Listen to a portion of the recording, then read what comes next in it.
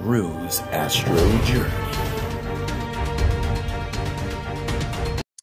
So, this being the first episode, I know I could go into a million different topics, but I thought it would be good to explore kind of expectations versus reality. Coming into astronomy as a brand new person who has no friends who are really into astronomy outside of, a buddy of mine who had a little tiny telescope that we checked out when we were teenagers. I don't have any astronomer friends. And I have noticed many situations where I would be like, man, it would be awesome to just have somebody standing here beside me that could be like, oh no, all you got to do is this, that, and the third. Or maybe, before making a big purchase, running it by an experienced astronomer to, find out what they think about this equipment or that equipment. So that being said, let me kind of start at the beginning. I, like many of you, originally stumbled across astrophotography watching Astro Backyard's channel. He's been just an excellent resource for, pretty much any question that you have about astrophotography. But anyway, I started watching his YouTube channel because it popped up on a recommendation and I was like, man, this is cool. And I started, looking at different nebulas and finding out about, different star patterns in the sky and all this kind of stuff. And it really piqued my interest quite a bit. So I thought to myself, maybe I can get a telescope. I have no idea how much they cost, but let me go poke around a little bit and see what I find. So after searching for a little bit, I had kind of convinced myself that a large Dobsonian telescope would be the best way to go. I had it in my head that maybe like an 8-inch Apertura Dob would be, just excellent. I kept reading places they were like, this is a total light bucket. It'll get you, more light than any other telescope, blah, blah, blah, blah, blah. And I thought, oh man, that's what I'm looking for. And I'm like comparing prices and I'm like, this much smaller telescope costs, so much less, or I'm sorry, so much more than this giant Dobsonian. Why would anyone buy something like a, small Galileo looking telescope when they could get this humongous Dobsonian that can supposedly see so much further? So, it didn't occur to me that maybe, a Dobsonian wouldn't be good for something like astrophotography. I wasn't even that far along yet. So I basically put it back on the shelf. That was last summer. And then winter rolled around and I kind of got the itch again to start looking into telescopes. I'd watched a whole lot more of the Astro Backyard channel and saw the kind of stuff that he was using. And I just kind of gawked at the price because I went and looked up some little setups and I was like, man, there's just no way I'm going to be able to afford this hobby. I've got a pretty good job. I work in IT and we've got a little bit of expendable income, but I don't have the kind of money where I can drop 10 grand on an imaging setup. You know what I mean? My wife would probably kill me, but we don't have that kind of money. So I decided that a Newtonian scope would probably be a good way to wet my beak. I'll just pop it up over here, over there, the one that I went with. But basically, it's the Astrophi 130 by Celestron. I went with this over the Dobsonian because at the time I thought to myself, I want the go-to functionality because the Dobs that I was considering were all manual. And I knew that I would, want to be able to hook my camera up to it and take pictures. And the Astrophi came with a lens cap basically that had an adapter that you could put your cell phone on. Now, I was not interested in that. Right out of the gate, I wanted to use that Astrophi 130 Newtonian to do imaging. That's what I thought I would be doing. I did not know at the time that that telescope is pretty much solely for visual astronomy. So here's what I did. I bought the Newtonian. We took it out in the field the first time. I took it down to my mom's house. She lives about 10 minutes from me. She's got a good big driveway with a pretty decent horizon skyline situation. Got it all set up. Was extremely confused by doing the 3-star alignment at first. I think Celestron could do a little bit better with their smartphone app as far as that's concerned, just because it took us a good hour before I realized that you were supposed to press the button once to go to the target, and then you have to like fine tune it and then press it again. Anyway, we finally figured out how to sync it, and I managed to do a few go-tos. We checked out the Orion Nebula, which was just amazing. It blew my mind the first time I saw it. I had no idea that you could see things like that in the sky. The best I had ever seen on the little telescope that my friend had back in the day was the rings of Saturn, and I think I saw one or two of the moons, the Galilean satellites. But I didn't know that you could point a telescope at Orion and see with your naked eyes these amazing, blue clouds of gas. I had no idea that such a thing was even possible. So that telescope quickly got me hooked. So after a few trips out into the field with a friend, I decided that I wanted to go ahead and get my toes into astrophotography. So what I did was I took my Newtonian and I basically bought some adapters for it. I went on a few different websites. I found out what a T-ring is. I already had a Canon Rebel camera, which is what I'm actually recording this on right now. I had a Canon T5 and I thought, well, this is perfect. I've already got a DSLR camera.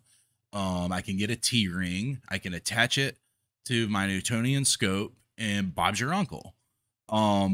Not so much. So the T-ring came and I hooked it up to the camera, fit perfectly. And I went ahead and inserted in to the telescope, took it out, and very quickly noticed that I had no focus. Everything was just black. When I tried to manually adjust the focus, I could see like one giant white spot on the screen, but other than that, I couldn't get anywhere. So I went and did a little bit of research and found out if you're using this method, you have to have some kind of spacer in between. In my case, it ended up being a Barlow 2.5 lens. So I popped in the Barlow, and sure enough, I was able to get focus on my 130 Newt. So I was blown away. I was like, this is so freaking cool. So I immediately slewed to Orion and I started taking pictures. And I thought, man, why don't these pictures look anything like the ones that I'm seeing? I mean, it was, don't get me wrong, it was amazing that I could capture any photo of Orion at all from my little telescope, but I wanted to get a better shot for sure. So I started poking around and I realized that I needed to go for longer exposures. Okay, easy enough. Well, my mount tracks things, right? I go to Orion and it keeps Orion in the center of the field. So I thought, okay, fine. Let me just, turn the shutter up to 30 seconds and see what happens. What happens is I ended up with a bunch of star trails and bloated stars. And even when I could get it decent, the frames were constantly shifting and I had no idea what I was doing wrong. And then I realized that I had an alt-az mount.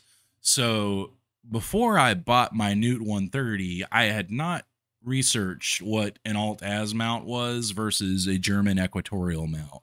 I knew of German equatorial mounts from a telescope that I had bought a couple years ago, and I never figured out how to use. I ended up reselling it. Kind of kicking myself for that because I wish I had a manual old school gem now to practice on, but that's for another episode.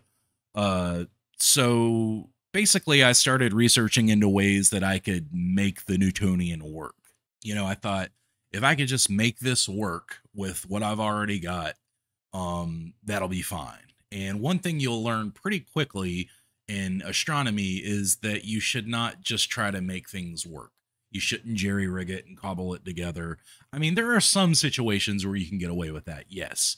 But for things like imaging, when it comes to tracking, that is not something that you can just, say, good enough and get really good tracked exposures. It's not going to work. So what did I do? I started looking into gems. Of course. So my first thought was, well, I'm only using this DSLR, and I saw a lot of people talking about star trackers, and maybe you could just use, a kit lens like this right here, uh, along with your DSLR to get some really cool shots. I'd watched Astro Backyard do a few episodes like that. Um, but at the same time, I wanted to use my Newtonian scope still because it gave me a really good image, as a visual astronomer. And I didn't realize at the time that there is a difference between visual astronomy telescopes and imaging telescopes. Yes, there are imaging Newtonians. I have since learned that, and they are excellent, but mine is not an imaging Newtonian.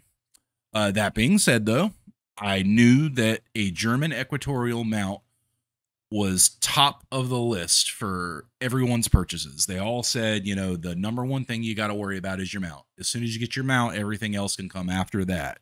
You do want to plan accordingly, obviously, because the weight limit can be a concern if you're going for a bigger rig.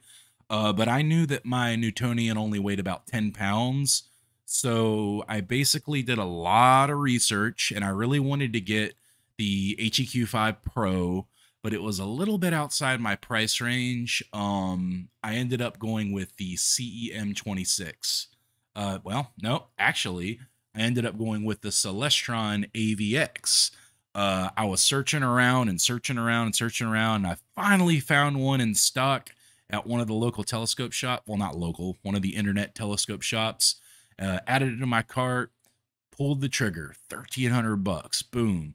I was super happy. I got an email 3 days later that they were not in stock and that the order had been canceled and that my money would be refunded in a few days. So I was pretty crushed about that. Later come to find out that the AVX is not the most user-friendly mount, and it also doesn't have a polar scope built in, which is, to me, I was so confused. How could you not have a polar scope built in? That doesn't even make sense. But anyway, I searched around a little bit more and ended up going with the iOptron CEM26 mount. It is a gem, but they call it a CEM. I think it's because it's a center balanced equatorial mount. So CEM versus GEM. It puts all the weight on the center. So I ordered that. So my thought here was I'll get the CEM26 and then I will put my Newtonian on top of it, and then Bob's your uncle. As is often the case, you can't do that. Well, you can do that, but let me tell you what happened. So the CEM comes in the mail a few days later, and I take my Newtonian off of the Celestron mount, and I put it on the new CEM mount, and it won't balance. I mean, it won't even come close to balancing. No matter what I do, I watched hours and hours of videos on how to balance this thing, and I just could not get it to work. I was dumbfounded. And then I realized that I did not have rings for my scope, mounting rings. Being that particular Newt comes with that Celestron Alt-Az mount, it doesn't need rings because you don't use them. With that mount, you don't have to make those adjustments. I mean, it's just not needed.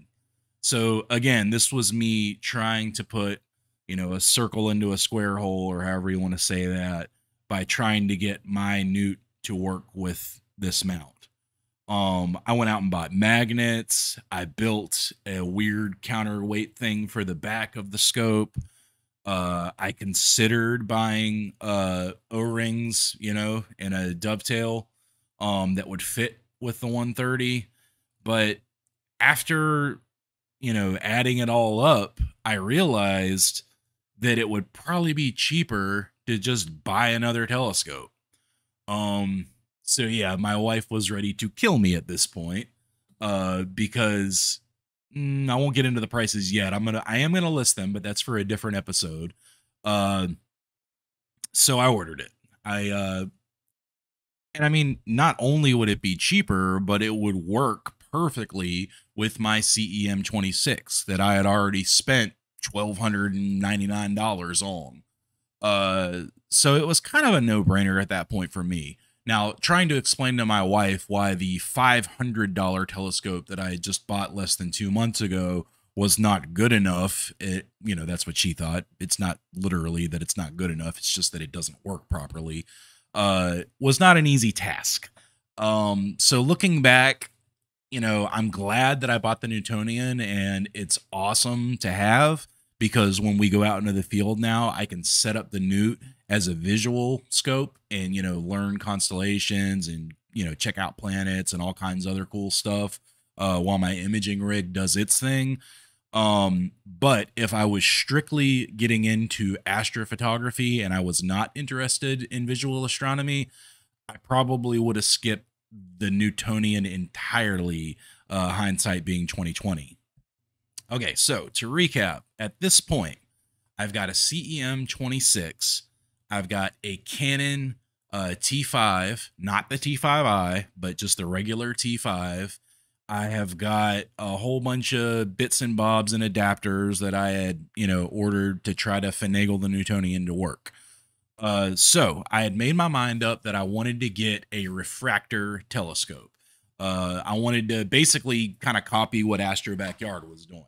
I knew I couldn't afford one of the, 127 millimeter refractors from William Optics, or I don't know if that's the exact size, but I couldn't afford one of the really large William Optics scopes. So I narrowed it down and decided that I wanted something between 70 and 102 millimeters. After doing a ton of research, I ended up going with the SV Bony 507 80 ED. It's a doublet refractor, I believe, not a triplet, but a doublet. And it was about $500, if I remember correctly. So I'm waiting for this refractor to arrive, and I'm just like dying of anticipation because I'm so excited. I'm thinking to myself, man, I finally got everything I need. I got my German equatorial mount. It's a tracker mount. I've got my camera. I've already got the DSLR, so I'm golden there. And I've got my awesome refractor scope coming. I'm going to have everything I need this weekend. We're going to go out into the field, and it's going to be awesome. Boy, was I wrong. I was not even close to ready to go out into the field. Why, you might ask? Because I didn't have all the little things that I needed.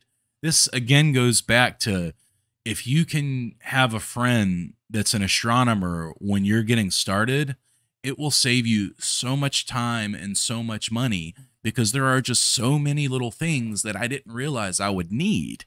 I think my wife started to think I was crazy. I was getting, 2 boxes from Amazon every day for a couple of weeks. Need this bolt. I need a magnet. I need a counterweight. I need this. I need that. So when I finally got the refractor in the mail, though, I was super excited. I, put it on the mount, and I pretty quickly realized that the Vixen dovetail that it came with wasn't really large enough. I needed to be able to move my scope more forward to get it balanced than it was allowing me to do.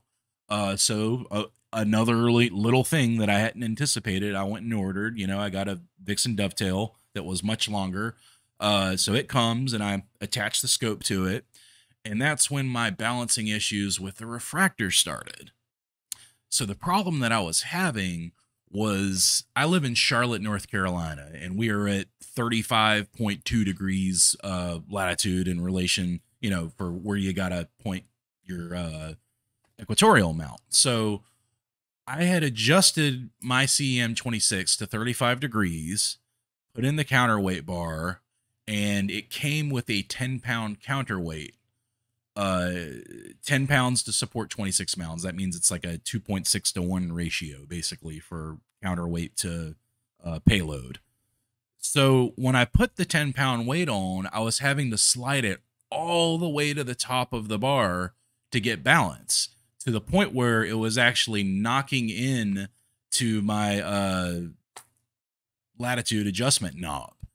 So I was so frustrated, and I thought to myself, well, all I can do at this point is get a another counterweight. I was thinking, maybe if I get a 5-pound counterweight instead of a 10-pound, I'll be able to lower it down a bit more, and that'll work. So I went on another website and ordered some more stuff, And long story short, I ended up with 3 more counterweights. One didn't fit at all. I didn't realize that counterweights have different size diameters, and I assumed an ioptron counterweight is good for all ioptron mounts. They are not. So you should measure the inside of, or I'm sorry, the outside of your counterweight bar to figure out what the size is. A pair of calipers comes in extremely handy in astronomy, I've learned. I bought one on Amazon for $10. That's just yet another one of those little boxes that I was referring to. And you can measure, the different size bolts and adapters and fittings that you are inevitably going to run into when building a rig. So I then started reading about auto guiding. I knew that I wanted to be able to auto guide pretty much right off the bat, because one of the most important things to me was being able to get really long exposures. And from everything I'd read about, it was pretty much a given that you have an auto guider if you want to do, long shutter astrophotography.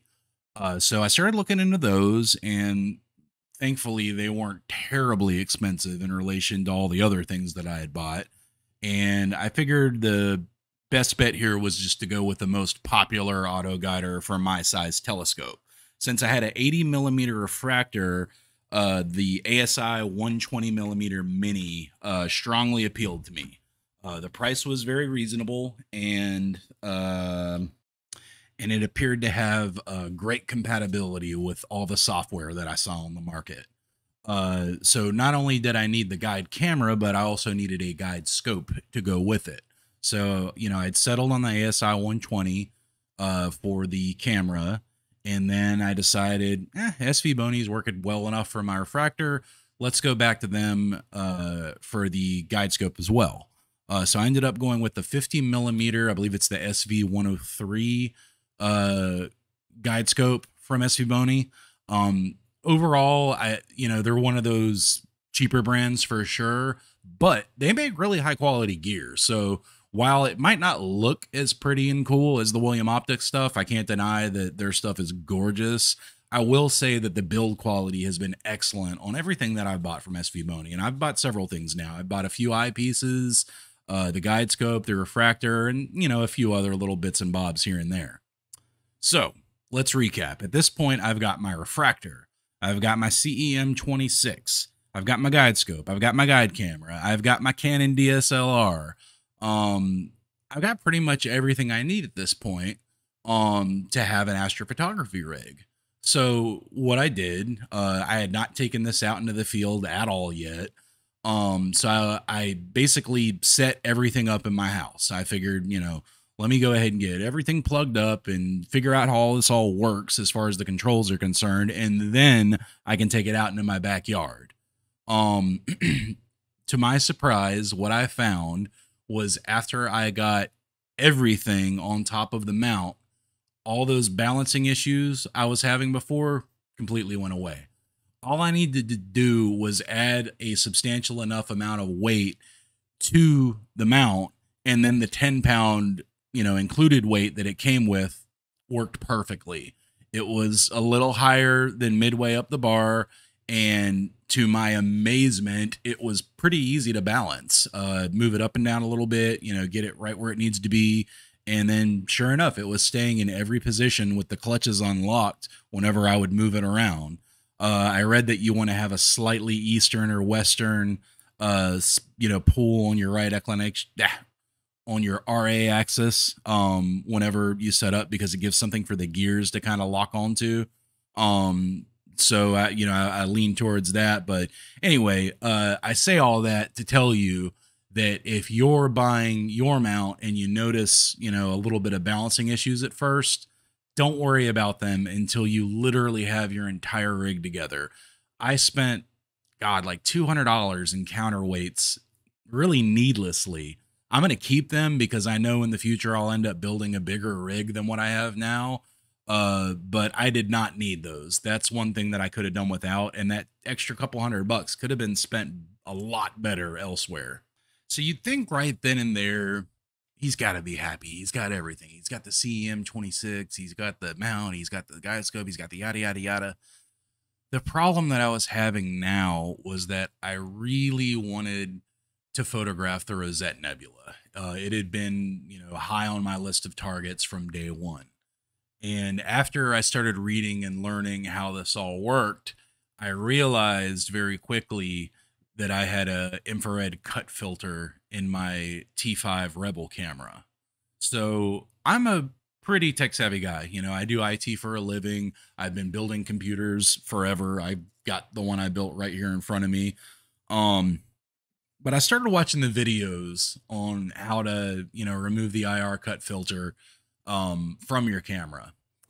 And I made the hard decision that I am not going to do this myself with my T5 because in all reality, it's actually my wife's camera. I bought it for her as a gift a few Christmases back. And I was just thinking, man, she would kill me if I broke this T5 camera because I was screwing around trying to remove a filter. So I ended up making one more purchase. So I had two choices at this point. I could either buy a new camera, or B, pay for someone to astro modify my camera. At first I thought maybe it wouldn't be such a bad idea to just send mine off, for $150 or so and just get someone to astro modify it for me. But then I found the Cloudy Nights forums, and they have an excellent classified section. And I was able to find someone who was selling a low shutter count astro modded T3i from Canon for just $230. That was just slightly above what it was going to cost to have my T5 professionally modified. And while the T3i is a camera from 2012, it's very old in terms of technology. It's actually an excellent camera for astrophotography.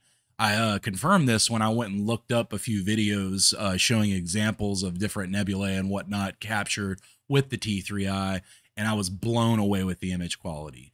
So I talked to the person who was selling the camera on Cloudy Nights. She was awesome. She actually does it herself. She buys, I'm kind of assuming a few things here, but she had sold many of these and told me that, it's hard work, etc. So she basically buys, used T3Is, astro modifies them, and then sells them at a very reasonable price. So if you do end up looking for, a DSLR that has the astro mod, I would highly recommend checking out Cloudy Nights Classifieds, because there's usually a few for sale on there, and the prices are really reasonable, guys.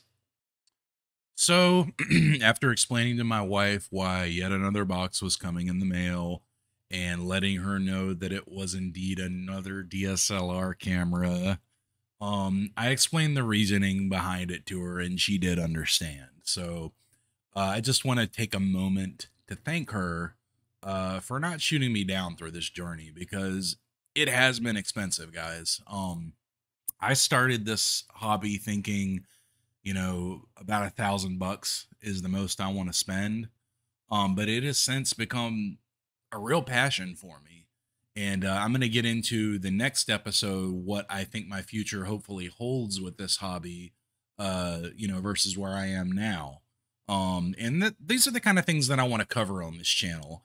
I basically just want to document my experience, from the very beginning to wherever I end up. That's what this channel is going to be here for. So there's probably a lot of people, in fact, I know there's a lot of people out there who are really interested in getting into astronomy and astrophotography, and they just don't know where to begin. I am one of those guys. I don't have any friends that are astronomers, short of, a couple of guys on Facebook that I've met, through the web. But other than that, I don't have a friend that I could invite out that will show me the ins and outs of how things works and best practices and all those types of things. So I'm hoping that, you guys will be my friends. So please, if you want to say hello in the comments section, drop a line. I'm from Charlotte, North Carolina, USA. I live in a Bortle zone 6. I'm sorry, it's a 6. And there is a 5 within driving distance of me that I can go to get started. I'll talk about that in another episode too. But again, if you're just getting started and you're interested, this channel's for you. Please subscribe. I'm going to try to put out at least a couple episodes a week, and I am going to document my entire journey from complete noob to hopefully mastering my equipment. I will say that I've got everything that I need now, minus filters, which I'll get into in another episode, to get started with astrophotography. And since I do finally have all of this stuff, I have made a promise to myself that I will not buy another telescope or start building another rig until I have completely exhausted the capabilities of what I have, because I've put a lot of money into this project, and I want to see the returns on it, just like anything else. So feel free to follow along. I'll probably release another episode very shortly here, just kind of going over what my specific setup is. Even though I've told you all about how I obtained it in this episode, I want to actually show you. So that's going to be the plan. And then I'll tell you about the struggles that I've had so far, the successes that I have, and how the journey's going. So thanks for joining. Again, I'm Roos. Clear skies. Have a great day.